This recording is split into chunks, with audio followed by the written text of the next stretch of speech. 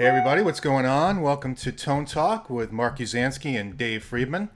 How are you? It's Friday night. We're a little early tonight, 8:30 on the East Coast, 5:30 on the West Coast. We are with Aaron Cheney from Warmoth Guitar Products and Guitars. How are you?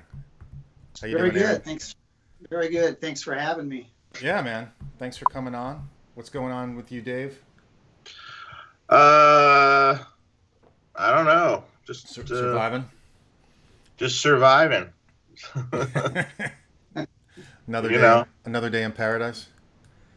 Yeah, well, yeah. East Coast, It's probably a little 5:30 less on the paradise West with all Coast. this We stuff are going with on, but Aaron yeah. Cheney from Yeah, Warmoth it's crazy. Yeah, we Guitar were just talking about Products that and offline. Guitars. How are you? COVID-19 Very good. and Thanks. coronavirus. Very good. Thanks for having me. Yeah, man. Thanks for coming Unfortunately. on. What's going on? Yeah, you got to. Have you been watching the news? Is that what it is? Like just nonstop news? Oh, it's the worst for me. It's like like at work here. In order to check my Yahoo email, I go actually to the Yahoo site, and then you get all your news stories on the first page of Yahoo. Right. And then you start reading them, and you're just like, oh God, I got to stop this. I got to stop reading this. Yes. It gets to you after a while. You're just like, holy shit. I work from home, so sometimes I'll just have the news on in the background, and then after like an hour or two, I'm like, oh my God, like what am I doing? Like I got to turn this crap off. It's just like, it's just this repetition of the same loop of the same crap that I'm just like, I'm getting brainwashed. Yeah, right. Before you know what's happened, you wake up in the store buying toilet paper. Right. Yeah. Paying $10 for a bottle of Purell, Yeah. Yeah. which is insane. But hopefully everybody out there who's watching the show is healthy and going to enjoy the weekend and enjoy the show with us. I've been a big fan of Warmoth products for a really long time actually, and wanted to do a few builds, which I did eventually. Get some necks and some. I did a cool Bumblebee build, working with Spike, who he was he was cool. Just I got the yellow body and then I did the rest, but I got the neck and everything. But yeah, you guys do great work, and I really wanted to have you on the show because I was interested in the history of Warmoth, and of course your role and how you got involved. So if you could, Aaron, like what is your role with Warmoth, and tell us about how you got involved with them. Well, I worked actually. I mean, I've been doing music since I was a kid, but my day job was in a different industry, and about 8 years ago that dried up, and so I went looking, and of course in the Pacific Northwest, my first thought was to look at Warmoth, and honestly, I don't know how I ended up doing what I'm doing. Just I'm not really sure what made him put me where he did, but I ended up in the web department, and then that just kind of grew into kind of more of a marketing role, and now at this point I basically do all the marketing there, the print ads, the social media, the YouTube channel. Just all that kind of stuff. Yeah, which is great. I mean, you guys, like what was the impetus of the videos and doing like the comparison videos of different woods, and was that driven by customers, or was it like you guys were like let's do this kind of stuff to tell what? Yeah, it was really just kind of a scenario where we kind of tripped backwards into it. About like a year after I started, we started doing stuff with just a little iPhone and posting it on YouTube. And from there on out, it was just kind of on the job training. We just tried different things and went through a couple of different cameras and whatever. And when we saw that it was generating conversation and bringing people to our website and stuff, the execs at Warmoth decided to put more money into it. And so we built the room that you see now that has the fancy backdrop and stuff. And now it's just something we try and do once a month. Just get a video out there and get people talking about all the things we offer, and yeah, it's been a definite learning curve. If you look back at some of the earliest ones that we did, they look pretty bad compared to the stuff we're doing now. Yeah, I think if you do that with our show, it's probably the same thing. Yeah. But No, ours still looks bad. yeah, that's what. Exactly. We haven't really improved much. I still don't have a proper light. Neither do I. I've got this ridiculous ceiling fan that's basically over me. Well, I was trying to get this room arranged for this show, and I kept like putting lights in different places. It made my forehead look like it was glowing, and yeah, it's all about the light. Yeah, it's true. Yeah. It's true. Yeah. Yeah, you don't want to see what you really look like. I know. Yeah. You want to make it look better. Right. Exactly. If I had too much light, it would be scary. Sometimes it gets scary. Like if you put the like you get one of those screens where it's all white, and then it just makes my face all white too. Oh so. yeah, you mean like if I take my brightness like this? Right. Yeah. That's it. That's it. And that's just literally just taking the brightness of the screen all the way up, which is normally where I have it. Right. That's too funny. So you've been with Warmoth for how long now? I think I'm in year 7 at this point. Wow. And we were saying before you guys are in Washington. So Yeah, Puyallup, Washington. Puyallup's one of those words that you can immediately tell whether the person you're talking to is a native or not, because only natives know how to say Puyallup. Everybody else mispronounces it. Puyallup, is that how you say it? Yeah, Puyallup. If you're not from around here, you say Puyallup. And I never knew how to. I just avoided saying it together. That's funny. Yeah, it's about 45 minutes or an hour south of Seattle. Oh, really? Yeah. So Yeah. do you go into Seattle often? You know, I did every day for 25 years, and then that was the other job I was telling you about. And once that ended, I avoided at all costs. Right. I only head to Puyallup now. I was curious, with gigs, if you did it, You know, the bands that I'm in, I do the tribute band thing. I'm in a bunch of different tribute bands, and so we mostly do casinos and stuff that are out in the suburbs. We don't gig in downtown very often. I gotcha. Hey, Yeah. we got a super chat from More Guitars. Let's give the applause. All right, Thank you. It's just me. No, thank you, Aaron. Killer show again, guys. I crave my tone talk fix. Dave just bought the Wildwood small box and have truly found tone nirvana. Every channel, which I agree, every channel. We got Cameron Brown in the chat. What's up, Cameron? Hey, Cameron. How are you? Thanks for the super chat there. So, well, that's cool. So, what's the weather like right now? It's pretty freaking cold, right, for you guys? Yeah, it's not. I mean, it never gets that cold here compared to other parts of the country. It's just gray and has that kind of Seattle misty rain that just kind of gets into everything and stays for days without changing. I've never been. I have to get up there one day. I'd love to. But You know, there's no place that's more beautiful when it's sunny, but you have to mentally be prepared to get through the gray winters. So how many sunny days are like 2?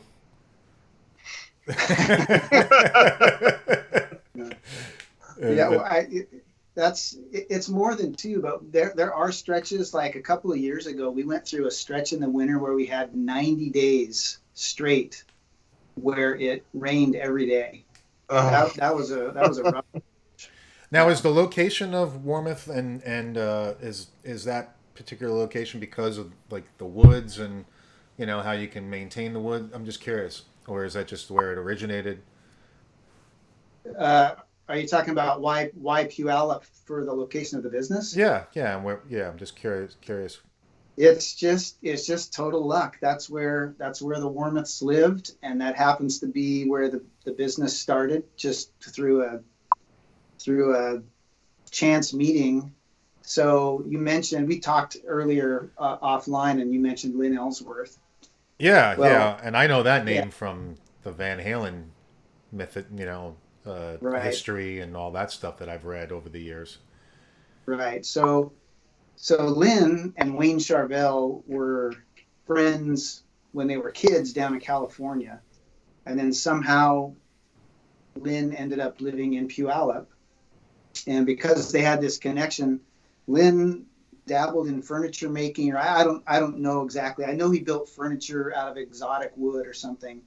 Because he was friends with Wayne Charvel, Wayne prompted him to start making guitar bodies out of exotic wood, and and he was doing that under the name First Impressions, I think, or yeah, I think it was First Impressions. Hmm. And at some point in making these guitar bodies, he needed some jigs and he needed some fixtures of some kind. And there was a person in his neighborhood who just happened to be named Jim Warmoth, who was an iron worker and had experience building dams and building trestles and that kind of stuff.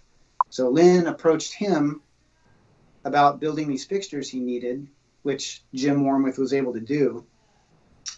And then he was also able to do something that Lynn wasn't doing at that time, and that was build fixtures so that they could start making necks. Oh. So Jim was able to do that, and then also at about that same time, this was in the late 70s,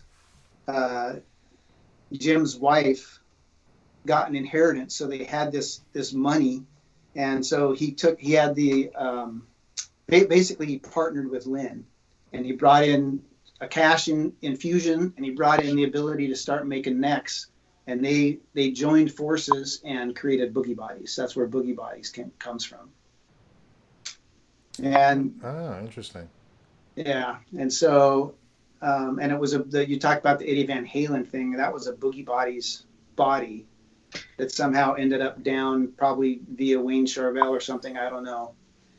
Um, Oh, so I was the history of that he I thought he actually went to Lynn's shop, but no, that's not how it worked out. I honestly don't know. Hmm. I know that there's a magazine article that we have in our archives that spells it out. It might have been that Eddie came up here or the body ended up down there. I honestly don't know. Yeah. Do you know, Dave? Do you remember? I don't remember now. Yeah, I'm such a geek with this stuff, but I so well, that's cool. So yeah, Yeah. and I think the neck also came from a Boogie Body's neck, right? It may have. I don't know. Honestly, it's funny because everybody wants to be connected to that. Everybody, if they Hmm. can find some connection that they're part of that, they exploit it. But Ken Warmoth, the founder of Warmoth Guitars, was never really into that. He didn't jump on that train, so it's not talked about and hasn't been put forth much. So I don't know all the details. No, that makes sense. That makes sense. Yeah. No, yeah, like I said, it's just geeks like me who just want to know that stuff. Geeks But like you and me and a million others. yeah, no, that's awesome. So that's Yeah. cool. Yeah, well, I mean, so how long ago was that the business started? Well, that Boogie Body started, I think it was in 76. And so it was Jim Warmoth and Lynn Ellsworth. They went in together and made Boogie Bodies. And Jim's wife, Gail, also worked for the company. And then also Jim and Gail's son, Ken Warmoth, came to work. And they went on for a few years. And then probably, I don't know, 78, 79 or so, things were tight. And they were so tight that Jim Warmoth needed to go back to his job, and Lynn needed to go back to his job so they could both make ends meet. And that left Ken Warmoth by himself running Boogie Bodies, basically, representing Jim's interest and basically just taking care of the day-to-day operations. And it's at some point in there, and I don't know the whole details. I don't know what what it was all about. But Jim and Lynn were at odds with each other and ended up disbanding Boogie Bodies in 79 or 80. And when they did that, they basically just split the company 50-50, the assets, the equipment, all that stuff, and went their separate ways. And then that's when Ken Warmoth said, well, I've been here doing this by myself for a couple years now anyway, and I've got all this equipment, all this experience. I'll just start Warmoth guitars. And so Boogie Bodies ended in 80, in the very early part of 1980, and Warmoth guitar parts started in April of 1980.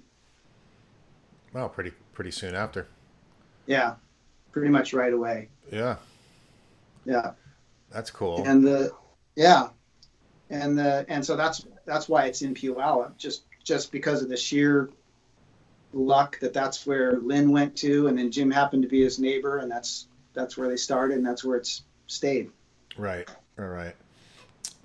And was it always the same type of business, necks and bodies, and was there ever any aspirations to actually make full guitars, or was it always just separate pieces? And curious. In the beginning, it's funny because that's where everybody kind of goes, is they want to know why we don't make full guitars. And I think in the beginning, Ken did. I know that he made lots of really weird experimental stuff, 5-string guitars and like miniature guitars. He did set neck and neck through designs, all that stuff early on. But at some point, he just decided the money was in the parts.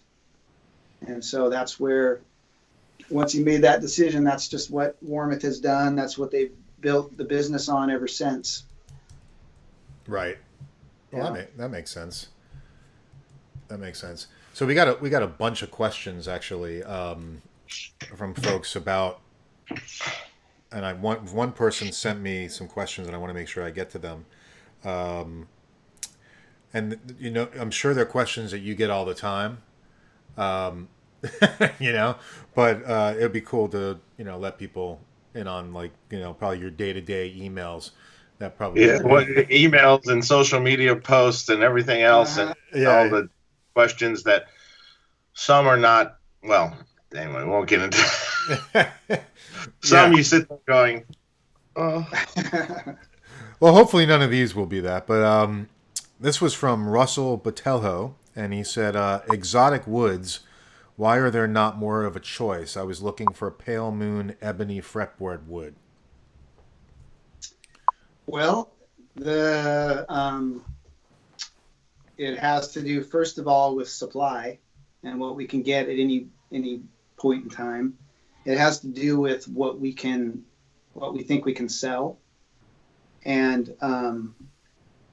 to make it a regular offering on the website, it has to be something that we have a consistent enough supply of that we can feel comfortable that we're always going to have some. And so a lot of woods don't get added to the regular menu because sometimes we have them and sometimes we don't. So that's why, I don't know, I think you're fairly familiar with our site. We have one side that is in stock inventory and another side that's like spec your own thing and we'll build it for you. Mm-hmm.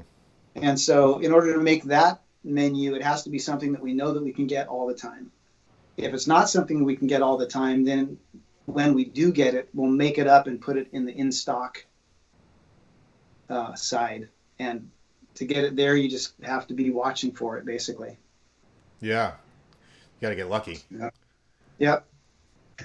Yep. We do all kinds of things in the showcase with woods, with crazy options that aren't available in the custom builder.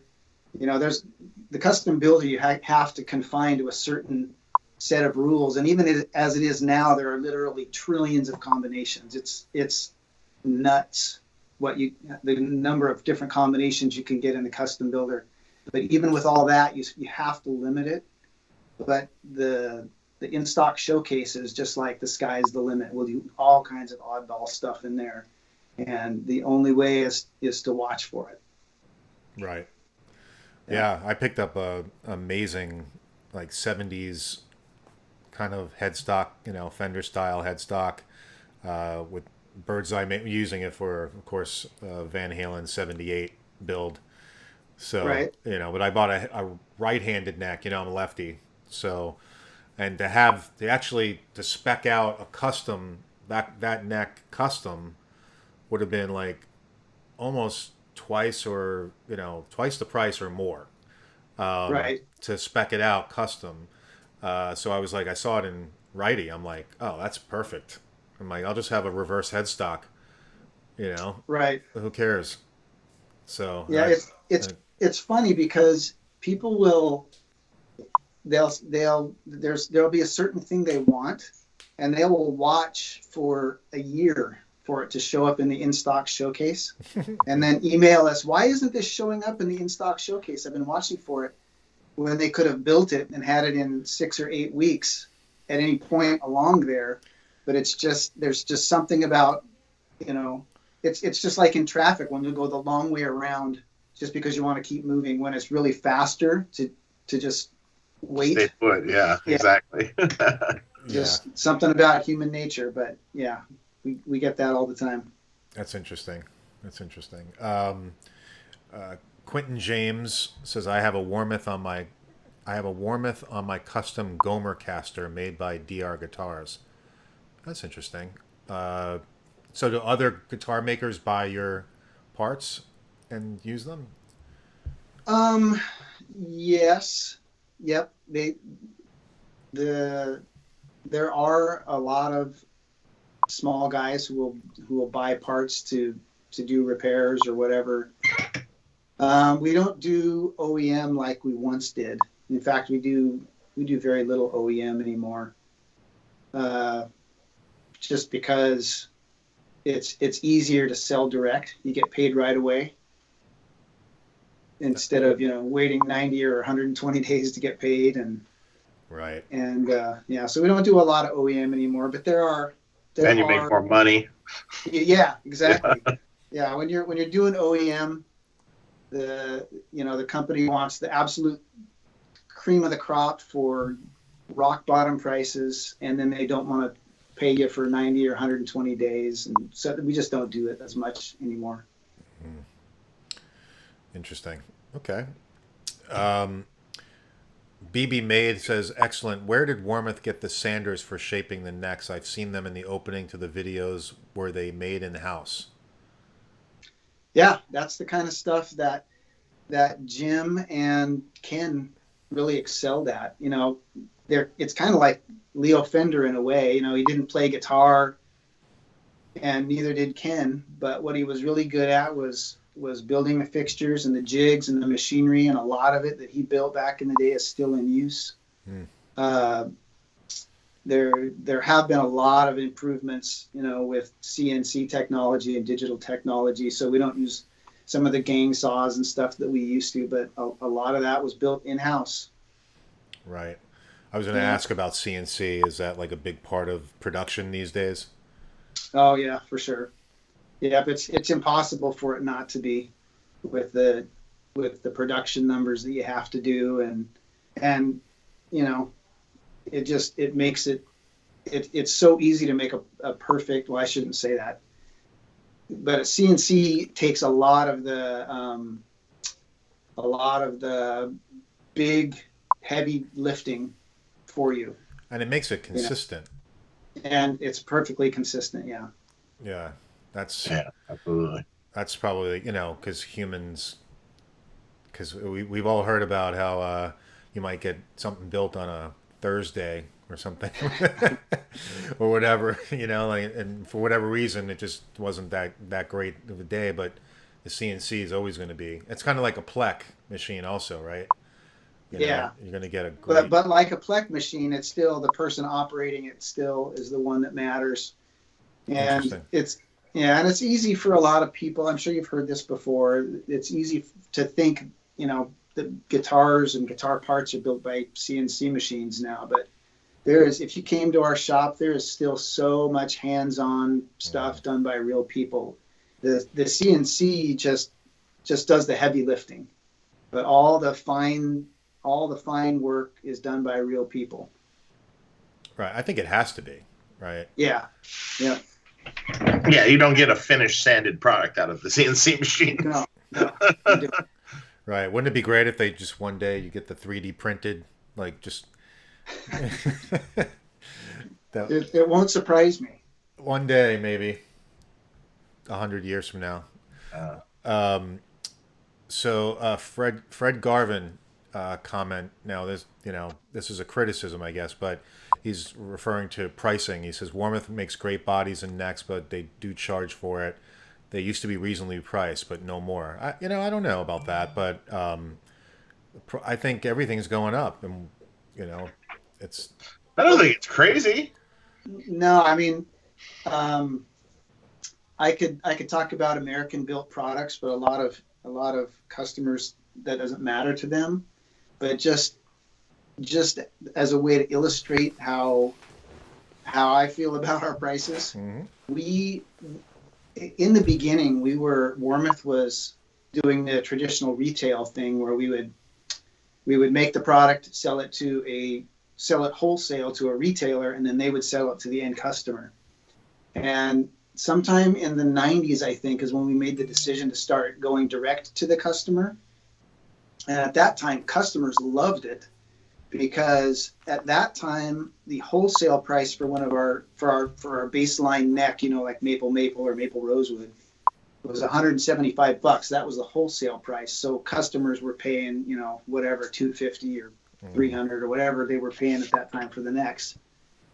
Then when we went direct to the customer, all of a sudden customers could buy our necks straight off the website for like $132.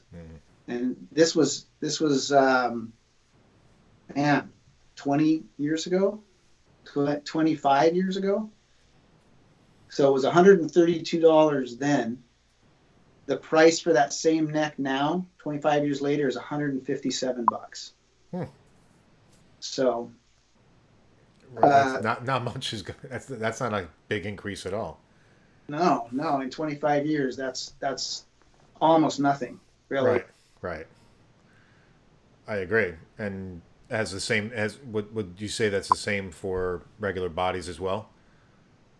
I don't know the prices for the bodies right off the top of my head, but I would guess that it's similar. Yeah, it's so when you start adding all the options and you want an exotic piece of wood, or I think, or you want binding and you want, I think all those things start adding. Oh yeah, all that stuff adds up a little bit, but yeah. I was messing around on there the other day, and I was just like, "Oh, that's not bad." Yeah. It's really a lot of the stuff we do is a bargain, especially our paint department. I mean, some of the finishes that we do for what we charge is really a steal, and paint is just so expensive.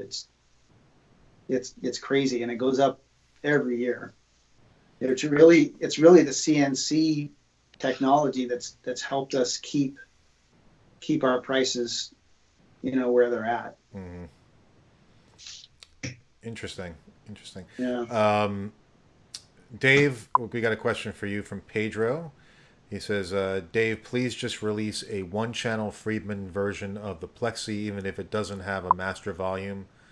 Okay, you add a little bit more gain to it if you want. Question with a smiley face. That's funny. Yeah, I'm going to do that eventually, people.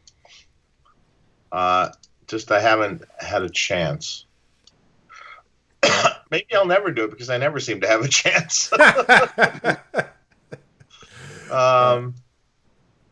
But no, that's in. I'd love to, yeah. Okay. So watch for it. Now, Aaron, going back to the painting, do you guys do nitro as well, or is it all poly, or just curious? It's all poly. We do nitro on the necks, but bodies are all poly. And the whole nitro thing is, and especially the whole relic thing is something we just don't do. That's not our jam. Gotcha. So even a new nitrocellulose body. Nope. If somebody was dead set on nitro, they would have to get an unfinished body and have it finished someplace else. I see. Yeah. Interesting. We got a bunch of questions from Reza. What's up, Reza? He said, "What's up, sluts?" Now, is he talking to you guys, or am I included in that? Maybe, I don't know. You might be just included. He said, "How do I ensure my Warmoth neck pocket and neck are perfect?" Well, when you're buying a neck from us, our whole business model revolves around the vintage original Fender USA neck pocket specs, the 2 and 3/16 inch spec, and there's a lot of other dimensions, depth, and stuff. It's all on our website, and the only way to know is to measure what you have carefully. Go on our website, and you'll see all those dimensions, and then you have to look at the body you have now and measure it to be sure. There's the Fender neck pocket is kind of a standard, but it's not universal. It's not universal even among Fender products. Fender will stray from it at times too, even within a single line. Like you can buy a Stratocaster, for example, that uses that standard neck pocket, except for just a couple, like the Lone Star Strat or the Big Apple Strat, don't follow it. And so our necks will work in everything except for those two models of Strats. And I don't have any idea why Fender deviates from that occasionally, but they do. So you really just have to measure every time and make sure that the body that you have is working with is following the Fender standard. Mm-hmm. Okay. Rich Johnson said, "Hey, Warmoth, what a coinky dink. I pretty much ditched work and designed about 50 different tellies today. That site is a bit addicting." Good. Yeah, that's funny. That's the whole point. But did you order any? Oh, yeah, exactly. Oh, man, we have so many people that just play on those builders all the time. We know it's a big draw for the site, and we're almost ready to launch a brand new website, and the new website will include builders for the necks as well. So we're hoping that'll get even more people to waste their days, to leave work early and waste their days playing around on our site. That's cool. When's that going to launch? Well, we're hoping by the end of April, but it's been such a huge process. It's been 4 years in the making. Wow. Which I know there's a million web developers watching right now that just gasped and clutched their pearls, because 4 years is like an eternity. But the custom builders and the stuff on our site is so crazy complicated. I can't even explain to you how complicated it is. All the options. Yeah, all that conditional logic is so tough, and we've looked all over the internet to try and find anybody that has a similar builder that's based on conditional logic, and there's really nothing else out there like it. Most builders are just kind of a la carte, where you just go to each option and pick what you want. But right. Ours is the choices that you get further down the list are all conditional on choices that you've made before that, or sometimes even multiple choices that you've made before that. Mm-hmm. So it's very complicated. Yeah, I can imagine. Yeah. Yeah. A lot. And I'm sure once you launch it, then there's going to even be monitoring of that. This, add additional features or whatever, what works, what doesn't. Yeah. Let's see. Reza has a question. What's the scoop with getting a large reverse Fender headstock? I'm assuming he's talking about a CBS, a reverse CBS. Yeah. Yeah, that's available. When you go to you can get pretty much any headstock we offer reversed. You just select right-hand reverse. When you come down to the orientation thing where you can do right or left, and you just select right-hand reverse, and you'll get it backwards. Yeah. That's cool. And I think this is the last question from Reza. How can we ensure super dark rosewood fretboards? You can call in, and I think there's an extra charge if you want to request a super dark one, but you can get them. If we have them, you can get them. The thing about Warmoth, it's a lot like In-N-Out Burger. You know how In-N-Out Burger has a secret menu for the people who know? Well, that's kind of how Warmoth is. We have all the options on our builder, but if you call in, there's all kinds of things that you can ask for and get that don't show up on the builder. Uh-oh. Yeah. Oh, you just opened What did you just do? Call Warmoth if you have a special request. Now, have you had people say to you, "Hey, I've got this amazing piece of wood. Can you build something for me?" We have, and we have done it on occasion, and we still may. But the problem we run into is you can't always be sure of what kind of wood you're getting. Sometimes you'll start cutting into it, and there'll be wormholes or who knows what's in there. And so we a lot of times we don't do it, but we have. Mm-hmm. Yeah. Yeah, that's cool. Yeah. I'm not sure why I asked that. Just popped in my head. But John Sims said, I wish Warmoth could make exact replicas of the 85-87 Kramer Barettas. They're my favorite super strats, but I'm guessing Gibson would eject.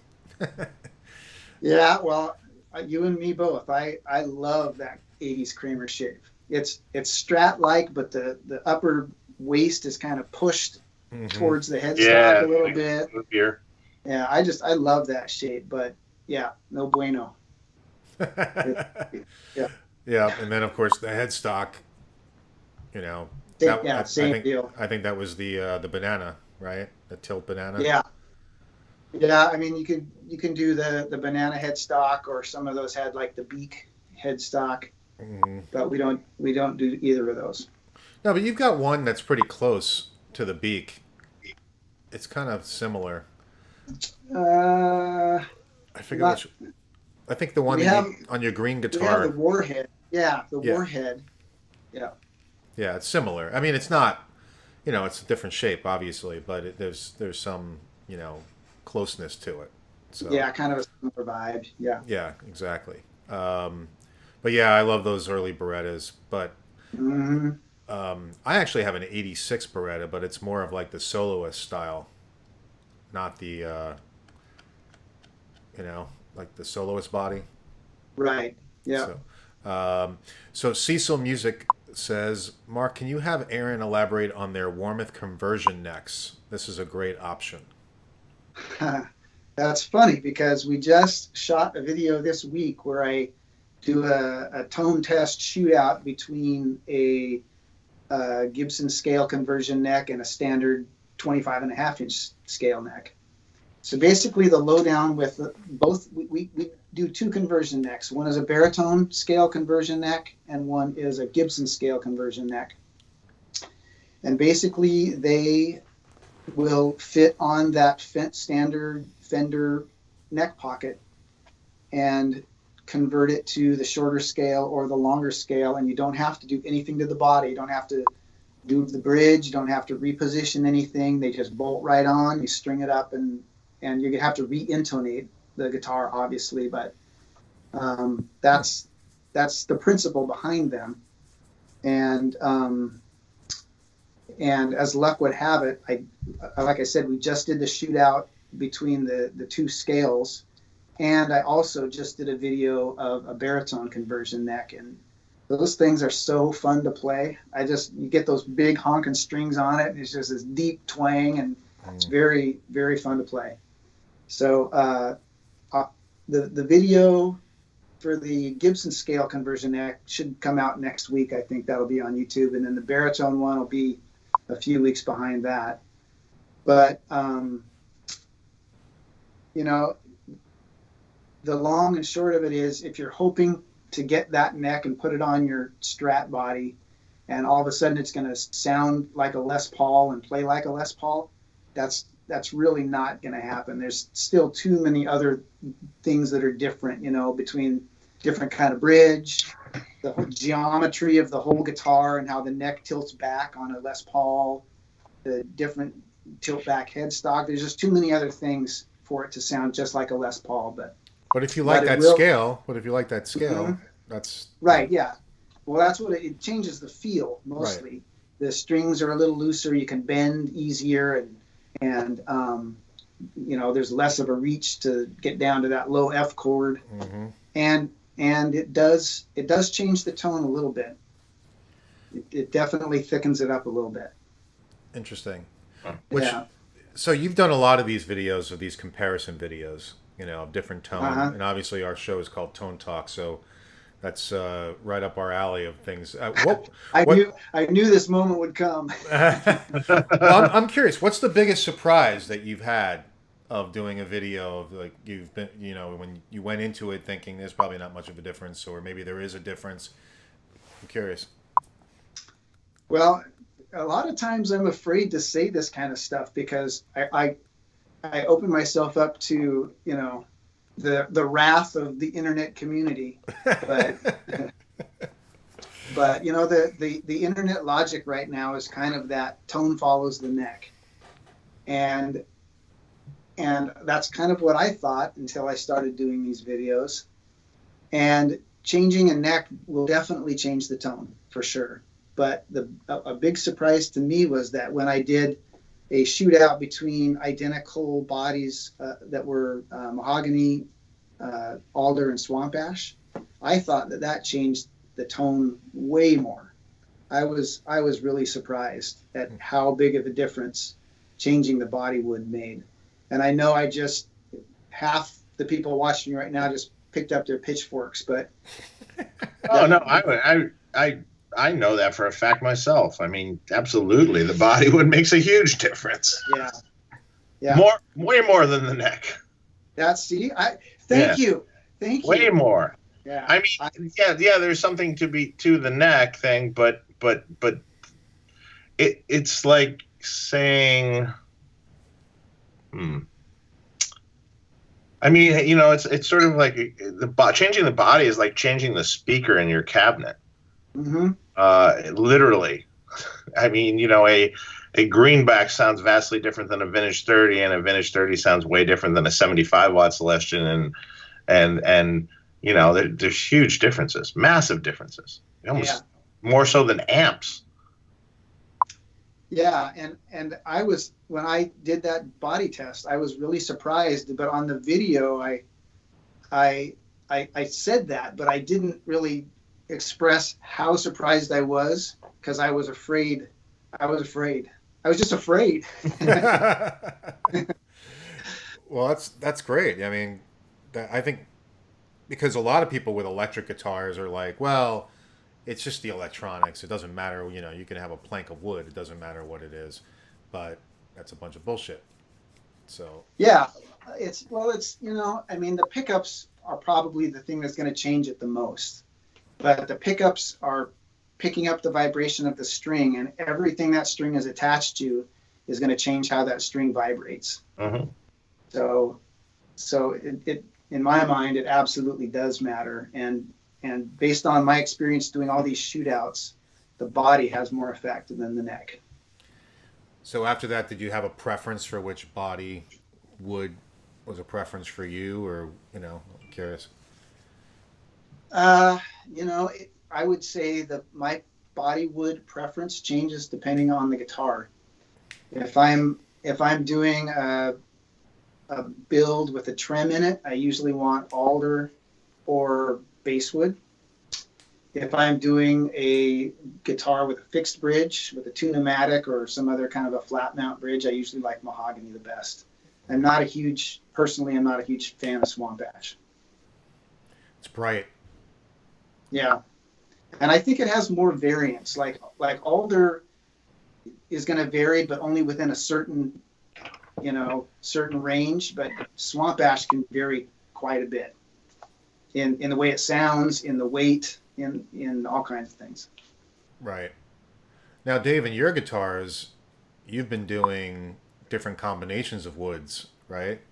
Like some On real some of them. yeah, some interesting ones too, right? On some of them, on the set neck guitar we have, we did the Metro D. We did a alder body with a maple cap, but a mahogany neck.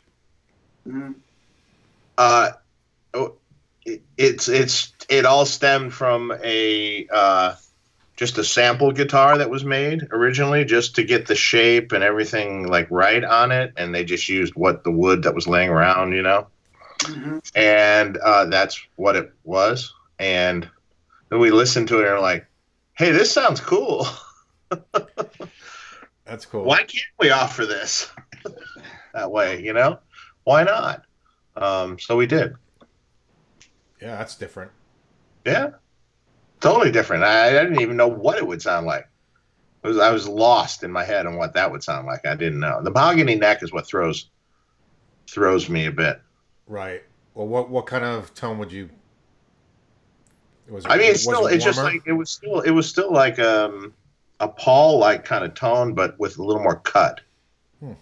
There was more cutting and more solid. So alder, I find, is a very solid wood, like a really solid sounding wood. There's not like holes in the EQ spectrum in it very much. It's pretty, I want to say flat, but in a good way. That's not in a bad way. Like swamp ash, I find to be really scooped sounding and like kind of big on the bass and big on the ultra highs. Mahogany has a nice thick woody sort of thing to it. So yeah, it depends on what you're going for. I mean, my personal, I like alder a lot. I am a fan in a few guitars though of like old heavy hard ash, the old northern ash thing, because that's like a whole different sound. Yeah, it is. It's almost like maple in respect, which is very really, really like a brick wall, like really smack you in the face kind of thing, which can work out really well depending on the kind of music you're going to do with it, Right. The kind of amplifying, the kind of pickup you put in it, a whole bunch of things. I think Eddie's original body was northern ash, right? Supposedly, yeah. That's what I've heard. It all goes back to Eddie. I have an old Kramer Pacer that's sitting here on the wall, and that body's maple. Because they mostly did two bodies for Pacers, and it was maple or poplar. So I definitely got the maple. I had a Kramer Pacer. I think it was an '86. I had that for years and years, and it sounded so great. I was an idiot to ever get rid of it. I have no idea what the body was. Yeah. Well, I can imagine, because it's got to be real heavy, the maple one, right? Yeah, it's a reasonably heavy guitar. Yeah, it's not like exceptionally heavy, but it's definitely heavy. It's not poplar. Right. Poplar is like nothing. Right. Like feather. Yeah. More like basswood. And it's probably brighter too. It sounds good though. I think poplar sounds good. Yeah. Yeah. Don't like some guitars are made with like poplar and then like a maple cap. Mm-hmm. I've seen that. Yeah, I have tons and tons of guitars with Floyds on them, and probably my favorite one with a Floyd on it is Basswood with a maple cap. Right. Yeah, that was the main wood we chose on the guitars that we're making the NoHo 24 fret guitars. We mainly did Basswood with maple cap. Mm-hmm. And that's a relatively light wood too, right? Mm-hmm. Yeah. Yeah, but it sounds good. I mean, Basswood. Yeah. It's a good, definitely a good. Is it similar to poplar? Are those two woods similar? From what I understand, it's similar. It's a soft, lighter wood. Yeah, and I think they both kind of look similar too. They're pale. I think the reason they're not used more in guitar construction is they're kind of ugly. not a lot of character. So that's why putting a maple cap on it works great, or just using a solid finish. Right. Mm-hmm. we've got a question from More Guitars. He says, Aaron, in your opinion, because this is right up the topic of what we're talking about, what is your tonal optimum formula for guitar bodies? For example, John Sir has said Basswood with maple top for him. What's your favorite? Well, like I just said, Basswood with a maple top is my favorite Floyd guitar that I have. Alder, like Dave was saying, Alder is a good choice because it's just even. It's very, I guess you could say, dependable. It's never going to be too crazy one way or the other. It's just neutral, maybe is a good word. But man, I like mahogany. I really like mahogany too. For guitars that have fixed bridges, mahogany is my favorite. It just has this thickness in the low mids that I really like. Yeah, that's cool. Rick Hollis is in the chat. What's up, Rick? If you guys haven't checked out the Rick Hollis channel, YouTube channel, make sure you check it out. He does really cool demos. His videos are excellent, high quality, really good stuff. And he's a good dude. Lives in Australia, by the way. He says, all my Strats are Parkcasters and mostly made of Warmoth parts except my Kotzen Strat. And he's all the way over in Australia. So that's cool. All over the world. Yeah, I would say probably a third of our business is international. That's great. Yeah. And was that whole Rosewood situation like a dampening on the business? Oh my gosh, that was a nightmare to deal with, and so much money spent dealing with that. This whole export process that we had to go through, we had to put all the safeguards on the website and stuff. And when that all came down a couple of months ago, there was much rejoicing. I can imagine. Hopefully that shit won't pop up again. Yeah, that was crazy. Deja Blue says, can I buy a modern neck without the go-to side adjustment truss rod? Yes and no. If you get a modern construction neck, well, let me, just for people who may not be familiar with this, the thing that defines a modern construction neck is it has a double truss rod in it. Instead of the traditional single truss rod, the modern has a double truss rod.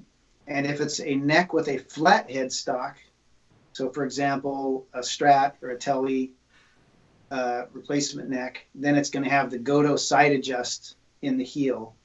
But if it's a modern neck with a tilt back headstock, like a Warmoth or a Vortex, then the truss rod adjustment is at the headstock, and it doesn't need the side adjuster. So the short answer is, if you want modern construction with no side adjust, you have to get a tilt back headstock. If you get a modern construction neck with a flat headstock, then you're going to get the side adjust. Unless you get left-handed, because they don't make them in left-handed. That's also true. The neck that I got, that right-handed 70s Fender, large headstock, it was a right-handed, and it was a modern construction. And it had the, but I tried to get that, and if I specially made it, you couldn't do it. So yeah, that side adjust is a big part of our I guess identity, you could say. It's been in our modern construction necks forever, and I think we may be the only people in the whole world that use that. I think Goto just makes them for us now. Really? So people do they sell them separately, like to other builders or anything like that, or no? They would if they could, I guess, but I don't think there's no other manufacturer that I know of now that uses them. It's just us. Right. Yeah, because it seems like the big thing that's come up in recent years has been the neck pocket adjustment with the wheel. Oh, the spoke wheel? Yeah. See, that is one of my favorite deals. I love the spokes wheel because mainly because you don't need a special tool. You can adjust it with a paper clip if you had to. Yep. But the reason that we haven't moved to that, well, there's a couple reasons. One, because as I said before, our whole business is built around that vintage Fender neck pocket spec, and the truss wheel violates that. You have to change the neck pocket to do that. And Fender did it for a while on their Elites, Strat, and Telly. They were doing that, and then when the new ones, is it Ultra? The new Ultras came out. They abandoned it again and went back to the standard neck pocket. And so, from what I can tell, it looks like they're doing all the spoke wheel stuff on the Charvels and all the like hot rodded line, but on the Fender line, they're staying with the standard neck pocket. So the two reasons we haven't done that are, one, because it violates that standard neck pocket, and two, because Fender hasn't stuck with it long enough for it to become any kind of a standard on Fender guitars. That makes sense. Yeah. You got to fit them to other guitars. Yeah. Right. Yeah, that makes total sense. We got a super chat from Ben Breard. It says, Aaron, what factors contribute to Mojo? I have 3 epic Warmoths and 2 that are fine, but way less Mojo. What are your thoughts? Well, Mojo is what everybody wants and nobody knows how to get. And I kind of look at it this way. I think a lot of builders, if you stick with the tried and true recipes, alder body or swamp ash body and a maple neck, then there's this bell curve where most of the guitars are going to fall in the center. You're going to have some that are absolutely phenomenal down at one end and some that aren't so great at the other end. Most of the guitars are going to be right in the middle, and most of the time you get bad ones is because you went off the menu. You did something like a Wenge neck and a black Carina body or something, and it didn't end where you wanted. Right. But for me, like a lot of guys, they work out this equation of this guitar they want. They buy their parts, and then if it doesn't turn out right, they're unhappy. It doesn't have the mojo or whatever. For me, and maybe just because of where I work, I just look at them as parts. And so if this combo doesn't work great for me, I mix and match with other parts. I have parts downstairs in my basement. I have parts all over the place. And I mix and match them until I find one that's got something where I go, wow, this is a great combo here. And then I stop messing with it. And that becomes a guitar now. And I put that off to the side and don't mess with it anymore. Right. So for me, the secret to Mojo is to look at them as parts and mix and match until you find the total that's greater than the sum of the parts, and then stop. And that one has Mojo now. Yeah. It didn't. Clapton did that with Blackie, right? Yeah. I think he took the best of like these 70s or late 60s strats or whatever and put them together. Yeah. I think. Or what was the strat? Was that an early strat, the 50s strat, or I forget what were they early? The Blackie. I don't know. Okay, sorry, I didn't mean to interrupt you. What were you going to say, Aaron? I was just going to say that we do that all the time at work. We're constantly mixing and matching parts because we're testing stuff out or trying something new or getting ready to do a video. And every now and then there'll be this combo that we put together and I play it and I'm just like, holy crap, this is a great guitar. I think we did a video like a year and it becomes yours. No, it's just the opposite. You put it together and you're like, wow, this is great. And then the next day it's taken back apart again and gone. Castles made of sand. That's funny. We've got a question from More Guitars for Super Chat. Thank you. Dave, I'm about to pull the trigger on one of your guitars. Need a Floyd 2. NoHo or Cali? Which is your favorite, Mark? Do you own either? Which do you like? I'll let Dave go first. Well, I guess the question is, do you want Gibson scale or do you want Fender scale? And do you want 24 frets or do you want 22 frets? So, personally, for me, I'm like a Fender scale guy with a 22 fret neck. I mean, I don't play up that high. Gotcha. So, I mean, I love both guitars. Don't get me wrong. It just really comes down to what are your needs? What do you want? Out of it. That's true. For me, I got a Cali with a Floyd, and it was heavy relic, or heavy aged, I should say. That's where I went. I didn't get a NoHo, but that's not to say I won't get one. They haven't made a lefty yet. So, oh boy. Yeah. we'll get you. Yeah, well, one day. But yeah, I'd say more guitars. Like Dave said, it depends on what you play. If you really want a 24 fret neck, then go with the NoHo. Let's see. Joel Eakins, can we ever see aluminum necks from Warmoth? Not anytime soon. That's something we just don't dabble in at all. Yeah, that was a Kramer thing. Yeah. How did the Alder necks fare? That was from John Sims. That must have been a long time ago. There hasn't been Alder necks in the time that I've worked there, so I can't answer that one, unfortunately.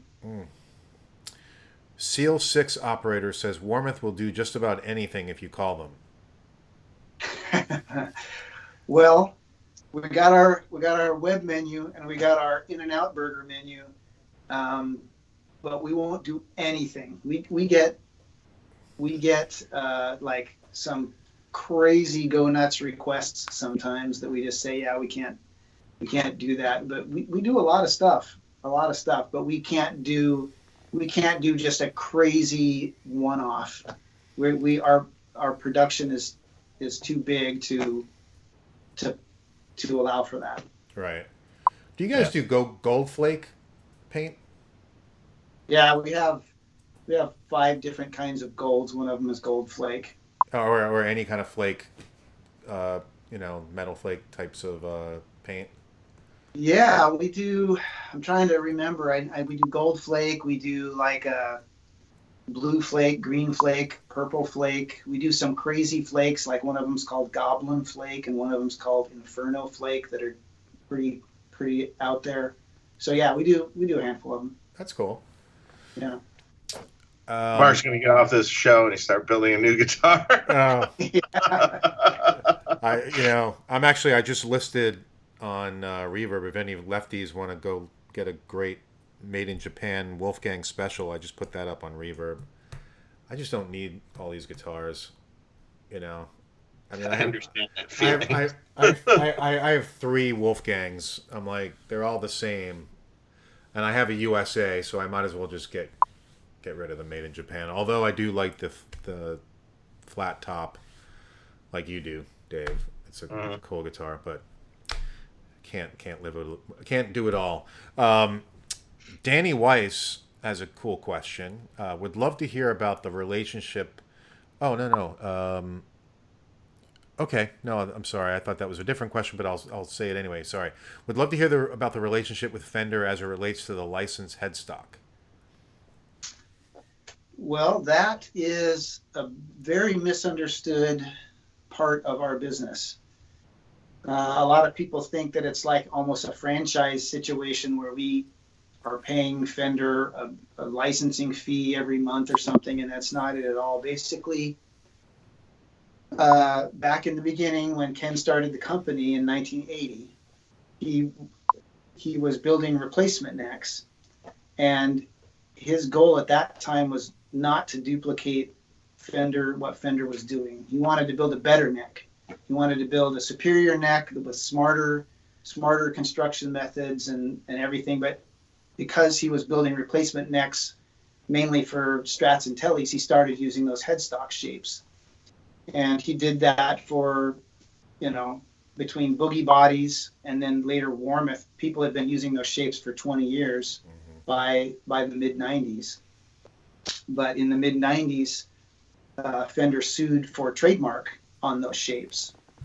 And so Warmoth and several other companies were in opposition to that. And the suit went on for a couple of years and was finally settled when Fender was granted a trademark on those shapes, namely the two Strat shapes, the Telly, and the J and P bass shapes.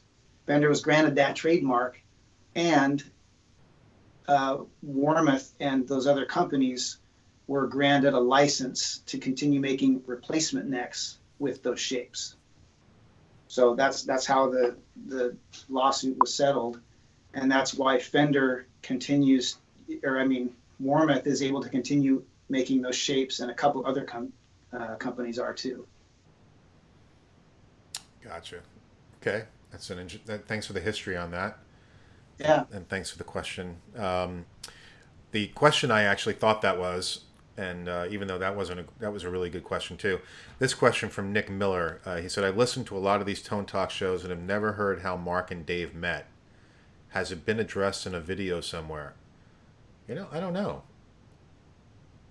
Do you remember, Dave? It's ever been? Yeah, I think we brought it up before. Yeah. Okay. I think somewhere. I don't know which video. Yeah, I don't know which one either. Go watch them all. Yeah, exactly. Watch them all. No, I'll recap real quickly. Dave and I met because, like I said, it all goes back to Van Halen. I was working not working, but I was just having fun as a co-host on another show, which was Van Halen related. And Dave came on as a guest, and we were talking about Dave's relation with Ed and working with him and stuff like that. And we talked a ton about Van Halen tone and all that stuff. But then I left that show, and then Dave and I started our own show together. So that's really how the history. That's the basics of it. Yep. Yep. So, but thanks for the question, though. Appreciate it. Quentin James wrote, "I think Dave cleans Mark's pool." No, he doesn't. No, he doesn't. Aaron, in your opinion, what is the... more guitars had asked that. I was going to get to it, buddy. You didn't have to pay us. but I do appreciate it. Thank you. Warmoth Warhead headstock is one of my favorites, Patrick Kish said. One of my favorites too. Yeah. Well, you've got one of them, right? We like that headstock because we can do whatever we want with it. We have to be very careful the things we do with the Fender shapes because they're licensed to us, and we want to make sure that we're abiding by the terms of our license. But the original shapes we can do whatever we want with, and Warhead is probably the most popular of those shapes. Now, in terms of neck shape, can people request different types of, I really prefer like the Wolfgang neck shape, or I want, I'm just curious. We can do custom headstock shapes. That's one of the things on the secret menu. There's a charge for it, but we will not do trademarked head right, shapes. Of course. So, if somebody wants a Wolfgang head shape or anything Ernie Ball that's got the 4-4-2 configuration, won't do those. Right. We won't do any of that kind of stuff. But if somebody has a drawing of something that they want, we'll take a look at it, and if it can be done, we'll often do it. A lot of the stuff we get can't even be done because people have this idea in mind of a design or shape, but they don't understand how that has to, attach to the neck. String, yeah. But what about neck thickness? Someone has a particular neck thickness that they like. Yeah, that we don't usually do custom back shapes. Mm-hmm. We stick with the ones that are on our menu, and the reason why is because, you know, it's so personal, and the person doesn't get to play it or hold it before they take delivery of it. So yeah, we don't do those typically. Right. Okay. Green Mirrors 555 asks, is there a chart for 4-bolt neck with thickness spacing that I can match a body to? Any semi-standard sizing, tele strat? I'm not. I don't know if I understand that question. Is there a chart? Is there a chart for 4-bolt neck thickness spacing that he can match a body to? I'm not sure if I understand that either. The dimension of the neck, maybe the heel of the neck. Yeah, if he's asking if he wants the bolt configuration changed or the dimensions changed, no, we can't do that. Okay. Like I said, we stick with the Fender standard. There are a few things that we don't, like the 7/8 S&T style that we do have their own neck joint dimensions. A couple other things like that, but for any of the replacement parts, the lion's share of stuff we do has to stick with that Fender neck joint standard. Mm-hmm. Okay. A few people mentioned that they hear a popping sound. I don't hear anything. I don't hear anything either. I don't. Let's sit quiet for a second. Nothing. I don't hear shit. Yeah. Dead silence. Okay. Patrick Kish, after the Hawaii fires, as of now, the koa prices are through the roof. Oh, interesting. Is that true? Yeah, koa is getting crazy expensive. Koa has gone up so much. Even Ken told me stories of how we used to buy koa in heaps for dirt cheap back in the day, back in the 80s and 90s, and now it's getting harder to find. Any of the really cool flamed out stuff is crazy expensive if you can even find it. It was so cheap back in the day that he built his kids a bunk bed out of it. They slept on a koa bunk bed for years, and by the time his kids were grown and left, and he was left with this bunk bed, the price of koa had gone up so much that he took the bunk bed apart and made necks out of it. That's great. So somebody out there, some people out there have necks made out of koa that Ken Warmoth's kids slept on for a decade. Wow. That's a great story. That's funny. Yeah, koa. I actually just got a Taylor with koa sides and back, and it's just beautiful. So yeah. I'm sad to hear that the prices are going up, but I'm kind of glad I got in on it early enough before. Jim Becker, what's up, Jim? He says, "Good evening, ladies and gents. Glad. Are there any ladies here? If there are, we got to give them applause because when I look at the stats, it's like 99.9% male who are watching this show, which is still great, but it's funny. I'd love to see some women. Good evening, ladies and gents. Gladly willing to pay if I can afford American craftsmen and products. Keep the money in the American system." Hey, I agree with that. Mm-hmm. You know, Dave's products are mostly made in the USA. You know, all the guitars are. I know that. And most of the amps too. Yeah. Exactly. Except all the amps are exactly. All the amps are. Yeah, all the amps are exactly. Except I was just thinking because the runts have PCB. Actually, all the products are made in the USA. Assembled in the US. Yeah, from parts all over the world. Right. Are you seeing any issues with getting parts? Oh yeah. You are. Oh yeah, sure. Yeah, sure. So are we. There are pretty much no electronic parts that are made in the U.S. I mean, there's a few here and there, but not for the most part. So yeah. So yeah, I mean, are things up and running? Yes, sort of. But there was a slowdown, a massive slowdown. So we'll see how that progresses. For us, it's. I mean, we make every part of all of our products in-house, right down to the truss rods are made in-house. The thing that's affecting us is supplies like sandpaper and masks and that kind of stuff. Becoming very, very tough to get. Interesting. By the way, I'm sorry if anybody's experiencing popping noise. I don't hear it, Dave. We don't hear it, any of it. So I'll go back and listen after the show's over and see if I hear it. But I don't hear anything. So yeah, neither do I. Let's see. L. Scott Music. I wouldn't want to try to make a neck for $157. Exactly. I mean, where can you find a great neck made for $157? Even though it's just a basic standard neck, but still, that's a great price. Yeah, Ryan Reeves, Warmoth make great stuff. I agree. And then but when you start adding in options, like I was talking about, if you really want like heavily flame maple or bird's eye maple, that stuff's gonna cost you. It starts because it's pricey. Yep, that stuff is pricey, and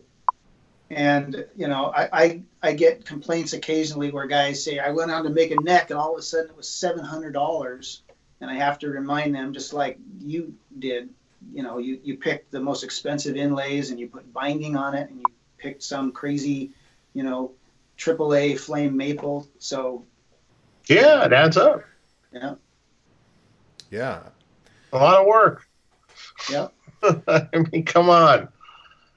I think the thing that Warmoth deals with, the thing that we have to think about is, if you were to break down a really high-end guitar, like say a PRS, and you were going to say this is how much that neck cost on the PRS, was $700 or $1,000 for that neck. That's, people will pay that for a completed guitar, but will people pay that for a part? That's the tricky part. And so a lot of times there are things that we can do, things that we could make. I mean, we can manufacture anything that anybody can do. I mean, our stuff is top notch, but a lot of the stuff we don't do because people won't pay that for a part. Right.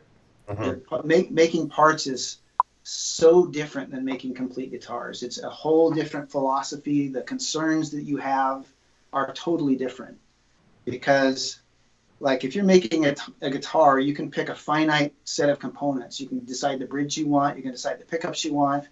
You can decide what specs and measurements you want. And once you have that design hammered out, then you're making it over and over again.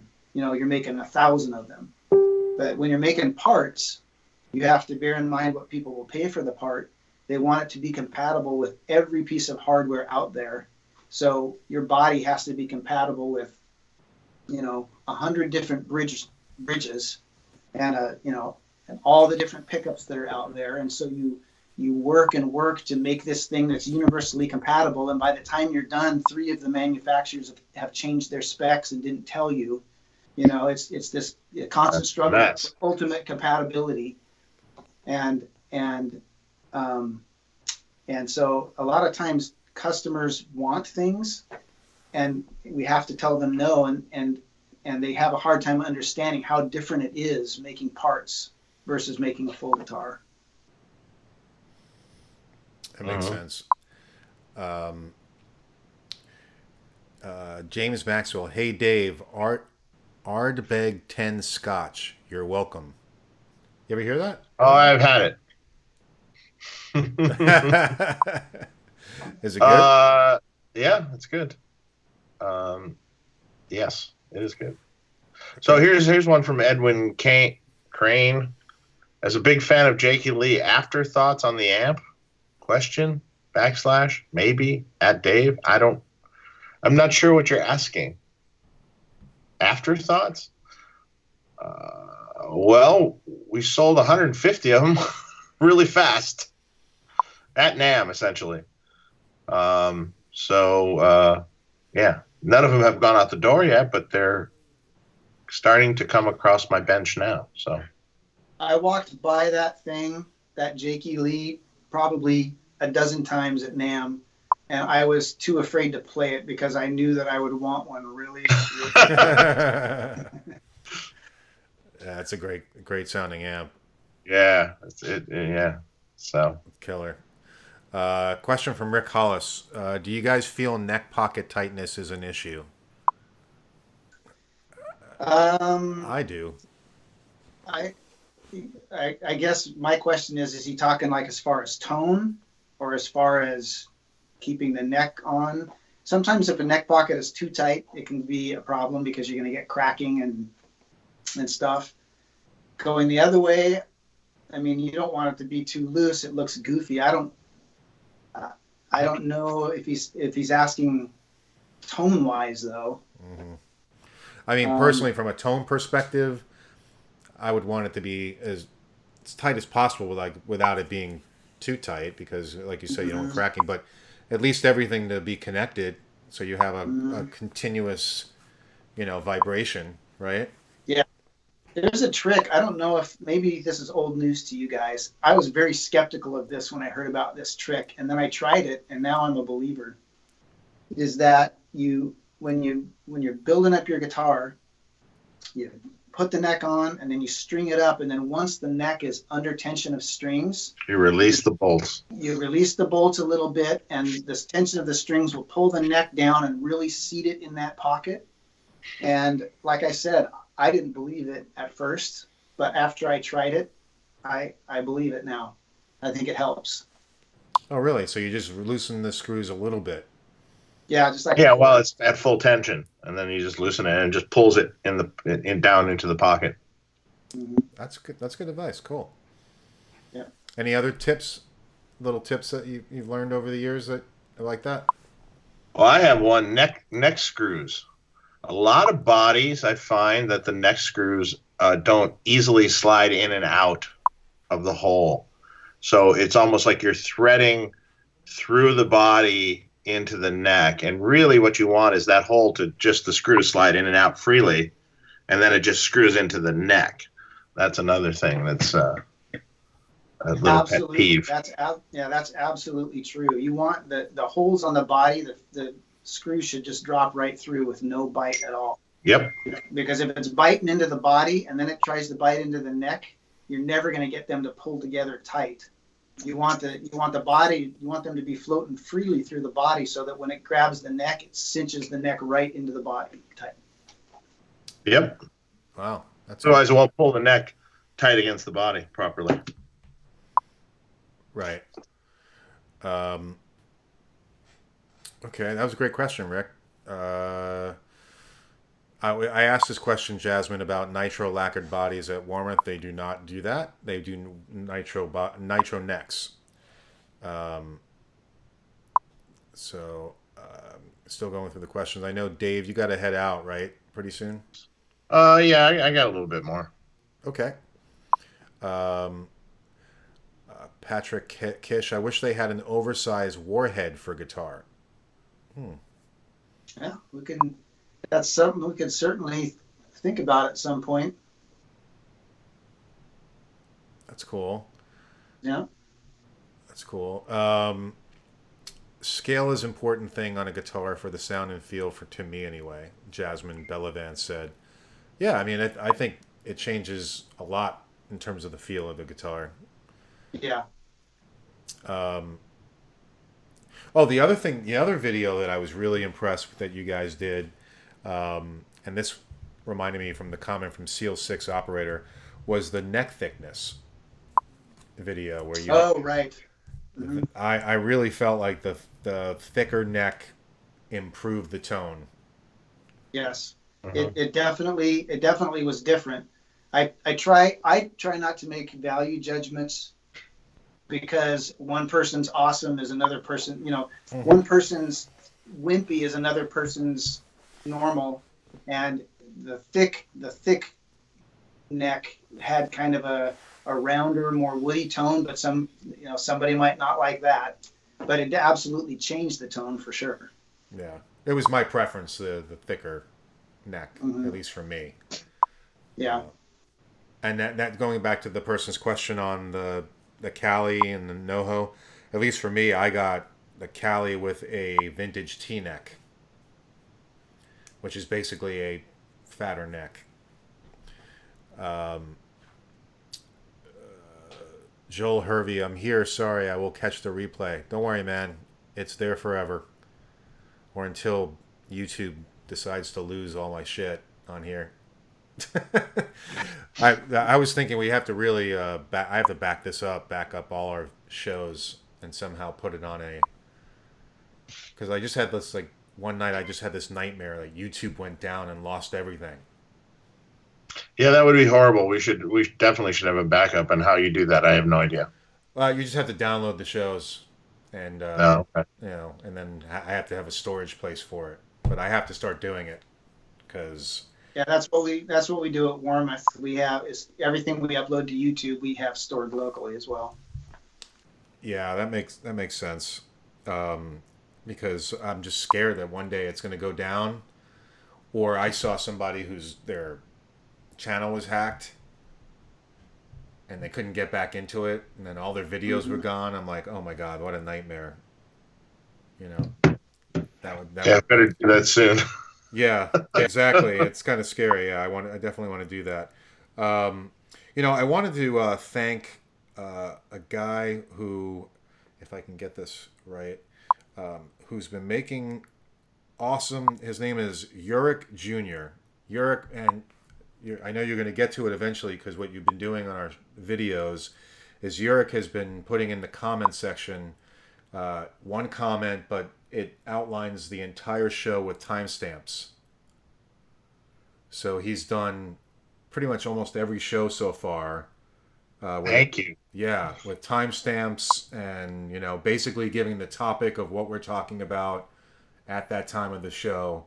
So I really want to thank you, Urich Jr., for doing that, man. Because I tried to do that literally like the first two shows, or maybe even the first show with Grover, and I realized, I was like, oh my god, I can't do this again. Like Rewatch this to figure it out. Right, I'm like, not only am I doing the show, but I have to rewatch the show and do all of that. I was just like, oh, I can't do it. I can't. So I just don't have the time. But I really appreciate you doing that, man. That's freaking awesome. If you can message me, if I can get you a Tone Talk T-shirt, or a pedal or whatever, just message me and I'll hook you up. Okay. So sorry for the divergence there, but just wanted to thank the guy, because like almost every day I wake up and there's like a new post on a new show with all of it listed with all the timestamps. I'm like, man, this guy's awesome. So Stephen Douglas, he says, just put a Warmoth pickguard on my parts caster. Easy customizing and order on the website. Love how it shows a mock-up computer graphic of what you're ordering. Oh, that's cool. Yeah, I forgot you guys can do that kind of stuff too. Not just bodies and necks, but pickguards and. Yep. Yeah, we sell lots and lots of pickguards. Really? Yeah. That's awesome. This is funny. Deja Blue Goat goes, rumor has it he's still making stamps for the Jake E. Lee show. I don't even want to look what those timestamps say. Dave goes down the tube.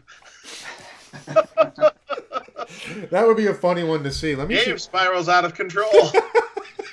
Well, actually, here it is. Jake calls Mick Mars a racist. Oh my god, that's hysterical. They're right here. Oh god. I'm looking. No, so far they're pretty good. Ozzy's gig, shitty audition. Bottle of Dalwhinnie is almost done. Where that at that point, that's basically spiraling out of control now. Right at the 2 hour mark. That was 2 hours and 4 seconds. Bottle of the Dalwhinnie was gone. So yeah, we know where that. 213 was the piss story. Oh, this is great. Cigarette break. Mark taking questions. That was a fun time. Oh, that's too funny. Oh yeah, he's hanging out the window smoking the cigarette. Yeah, and I'm like, I was all alone with like 400 people watching. I'm like, I don't know what to say. So that's funny. Let me see. What other questions? How about what Ernie Ball did with mahogany center and alder sides? Poised for duty, says. I guess he's talking about a body, and we could do that. It's not part of our standard menus, and actually, that's a good question. I don't know. If he called in, we might be willing to do that. Do a 3-piece body with a mahogany center and alder sides or maple sides or whatever. That's one I can't answer. I haven't been asked that before. Interesting. Or what about instead of a 3-piece body, like sandwiched? We can do it. We have done it in the past for special runs, limited runs, and stuff like that. We did a working man tribute that had a sandwich body. In fact, I guess I can let the cat out of the bag here. 2020 is Warmoth's 40th anniversary. We started in '80. So this is our 40th anniversary, and so we have a bunch of special projects that we're doing over the course of the year. In fact, next week we're going to release one of them. But the real big one that we've been working on for over a year now is we are doing some fully built guitars. And it's limited to 40 of them. We have 2 models. One is a trem model and one is a hardtail model. So there'll be 20 of each that'll be available. And on that, we did some stuff with bodies. On the hardtail, we did some stuff with bodies being laminated together in an odd way. And on the trem model, we did some stuff with bodies being laminated together this way in an odd way. So I don't have any pictures or anything I can show you, but those are due to be made public towards the end of April. So we're very excited about that. That's cool. Wow, 40 years. Yeah. That's amazing. And what's even more amazing is to think that 1980 was 40 years ago. I know, right? Oh man, that's fucking scary. I would have bought some Warmoth products somewhere around 82-ish, I think. Wow. Yeah, it's 3-ish maybe. Somewhere in there. What'd you get? Necks, bodies, a few things.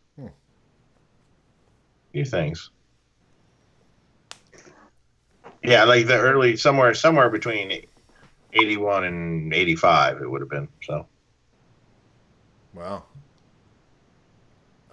Building guitars. I wasn't playing guitar back then, unfortunately. I wish I was. I'd be a lot better. I have been playing guitar since back then, and I suck too. So, Hey, you were doing pretty good with those Van Halen riffs. Well, see, those are like 5-second clips. You don't see the 45 minutes in between each one that it took to get that 5 seconds of glory. The tough part about videoing yourself when you're playing, at least for me, is I just lock up. Like, I literally can be playing it, practicing. I'm doing great. And then as soon as I press that fucking red button, sorry, I'm cursing. As soon as I press that button, it's just like, oh my God, I can't do it. Well, yeah, like when you play, I play live a lot.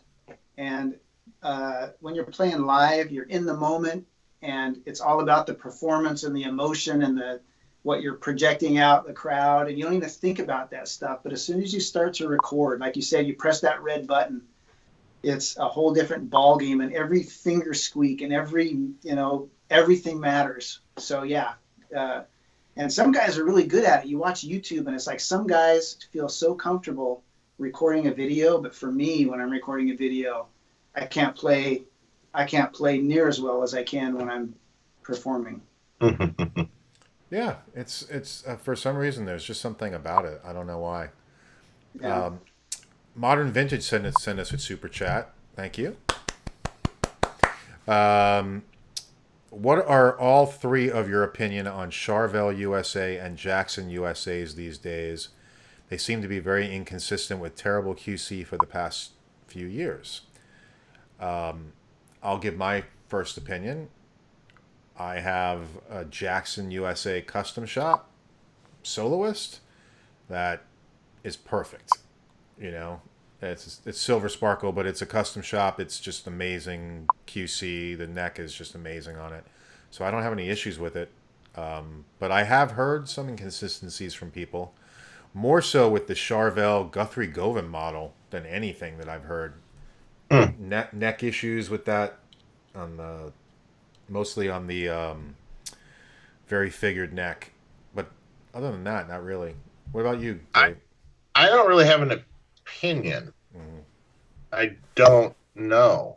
I have no idea. I have no idea what's been going on or not. I don't. I own one Charvel.